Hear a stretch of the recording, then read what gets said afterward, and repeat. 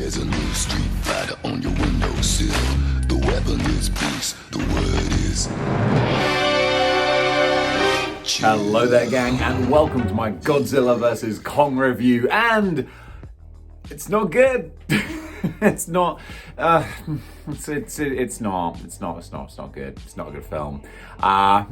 Shame. I was hoping for it to be a good film. We were rooting for you. But where do I start? Okay, the beginning is a good idea. First of all, this kind of caught me on the back foot because I stupidly assumed that Now TV would have Godzilla vs. Kong because they had Snyderverse Justice League, and that's HBO Max. So I assumed, which makes an ass out of you and me, that Now TV movies just had all the HBO stuff. They did not. So that was an extra £15 I had to pay, and it wasn't worth it. No.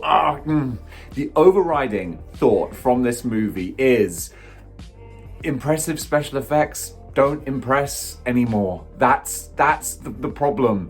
You see, we've been in an era where we can do anything on screen for about 20 years now. For about 20 years, we can make anything that we can envision happen on screen. And, sometimes it might look better than others. Sometimes, the CGI might look a bit ropey. But on the whole, there's nothing sort of impressive about, wow, we're going to see that on screen. It's like, yeah, but we see this on PlayStation. Like, we play video games with cutscenes that are as impressive. Just seeing spectacle is not impressive anymore. I think we first probably realized this, and I say we, meaning me, but I think we first realized this with Transformers. That was when I first realized, like, just spectacle alone is not, it just doesn't do it anymore. So just like that's a problem. Like, if I had to liken Godzilla vs. Kong to a movie, it would unfortunately be like one of the Bay Transformers. Now look, it's not that bad. The Bayformers are just the worst of everything wrong with cinema, like the mean-spirited, jingoistic awfulness. It doesn't have that, but it does just have stuff happening with no kind of creative directorial building of emotion or anything. Like, case in point, 5 minutes or 3 minutes or whatever into the film, Godzilla shows up and wrecks something. And it's just like, it's like, oh, there's Godzilla. Oh yeah, oh no, he's destroying stuff. I know that we've seen these characters already, all right? I'm not expecting you to keep Godzilla hidden for the first hour of the film. No, that would drive us crazy. But he literally just shows up and just wrecks something. It doesn't even feel like it's the center of the attention of what's happening. It's like, oh look, he's destroying this, but there's people doing stuff, and that's the other worst thing. I'm going to jump around all over the place. Again, going back to like Bayformers, so many pointless human cast members that we don't care about. We don't care about any of these people. Again, I say we, meaning me. But yeah, so first of all, there's the main guy from Godzilla vs. Kong who gets completely shafted. He gets like 3 scenes of just standing around going, stuff is happening, my daughter, That's about it. Then there's his daughter, Millie Bobby Brown. Then there's her friend, the kid from Deadpool 2. Then there's a crazy conspiracy guy that they're working with. Then there's the seismic geologist guy. Then there's the evil corporation guy. Then there's a Japanese guy that he works with. Then there's his evil corporation daughter. Then there's the lady who runs the Kong facility place. Then there's her deaf ward girl as well. Then there's a noble battleship commander. It's just, I don't care about any of these people. Why are you introducing more people? When they introduced the evil corporate guy's daughter, I was like, we're getting way too many characters here. Then right after that, in the next scene, they introduced the kid from Deadpool 2, and I'm like, why are we introducing more people? That's another thing.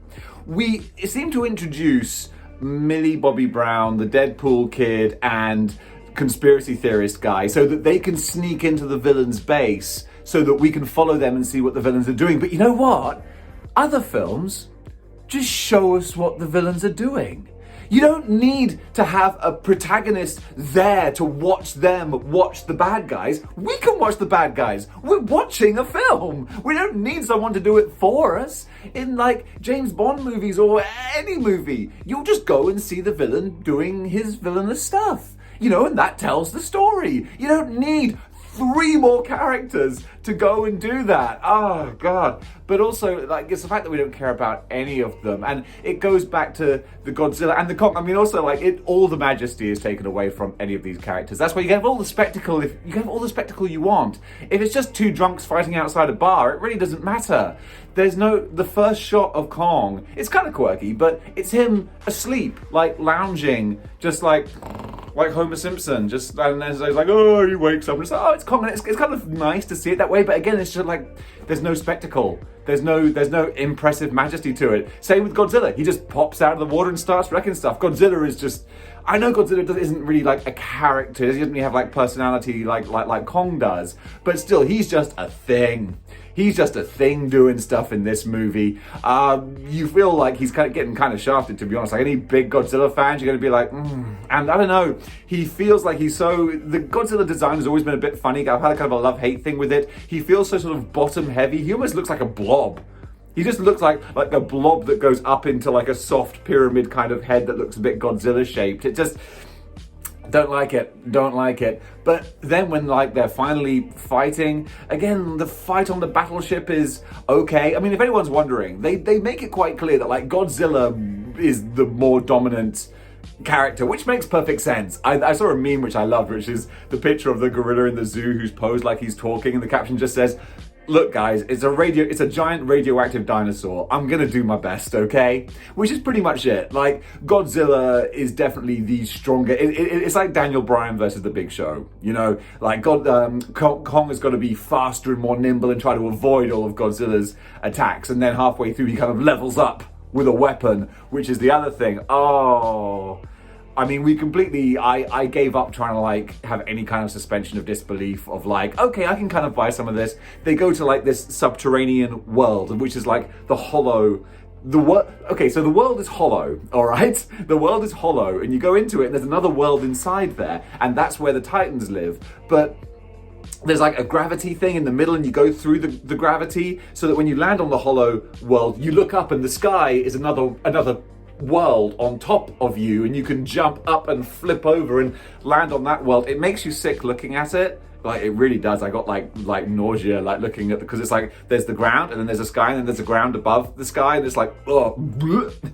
So that wasn't fun. And also they do explain how it works by having scenes where people go, science stuff, science stuff, science stuff, science stuff, science stuff, science stuff, science stuff, science stuff, science stuff. Does it make any sense? No, not in the slightest. You can say science words all you want, but it doesn't actually make any sense.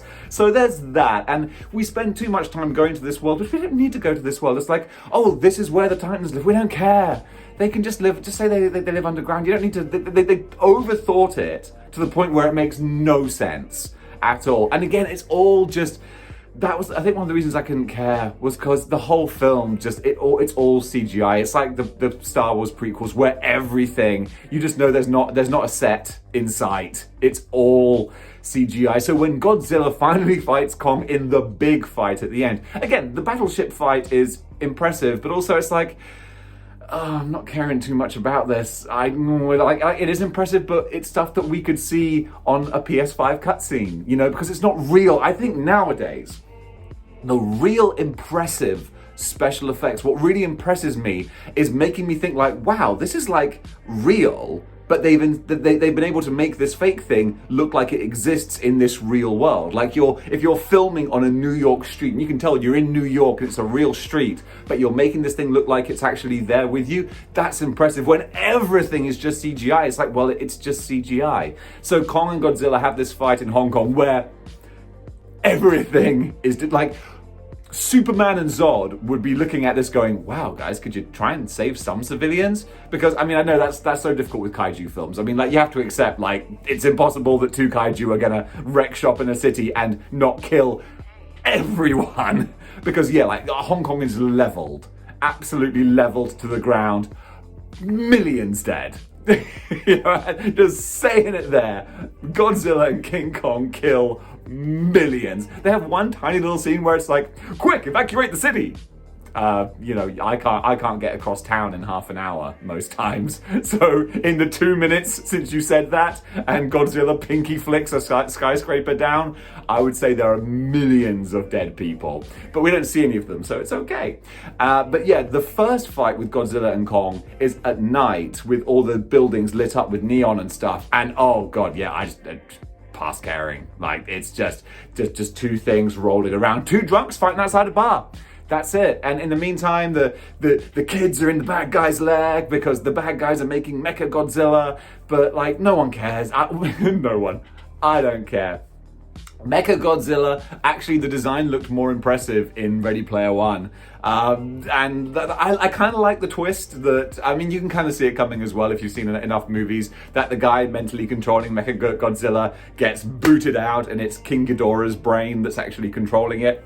That's kind of a nice little twist. And at the very, very, very end, they do have a three-way fight in the daylight. And that looks slightly more impressive because it's in the daylight. It looks more real. And that's where I'm like, okay, that looks better. I'm impressed now because that looks like a real city, not a CGI thing. But yeah, on the whole, this is over 10 minutes now. You don't want to hear me ramble on for that long. On the whole, don't care. I wasn't painfully bored, but I was tempted to look at my phone a couple of times because I was just like, I just don't care. And that's where it's like, you know what? Avengers Endgame, incredible. The finale, pure, like, CGI spectacle. But you know what? It's because we cared about the characters. It wasn't impressive because we saw an army of 200 superheroes fight 200 alien creatures. That wasn't actually what made you be like built up. It was the fact that you knew each of these characters and you liked them and you cared about them. That was what made that film work. There was no spectacle, no majesty. You didn't care. Like there's no point where you're like, yeah, come on, Kong, like, yeah. None of that at all. And it's such a shame. It's like there's one bit where Godzilla, again, Godzilla like wins. He does beat Kong, which is, it makes sense. But Kong's down for the count, and then Godzilla's getting beaten up by Mecha Godzilla, and you know, they want you to be like, come on, Kong, get back in the fight, Kong, come save Godzilla. But you're like, we know he's going to, like, it's not that, but they don't even make it like a rousing thing. It's like, okay, now we've brought Kong back and he's back in the fight, but it's like the music's not stirring, the direction isn't like, it's not building you up, there's no passion to it. It's just like, it's a bunch of stuff that happens. And nowadays, that's just not good enough. I demand more than just stuff to happen. But folks, that was my review of Godzilla vs. Kong. It was absolutely a film that I saw.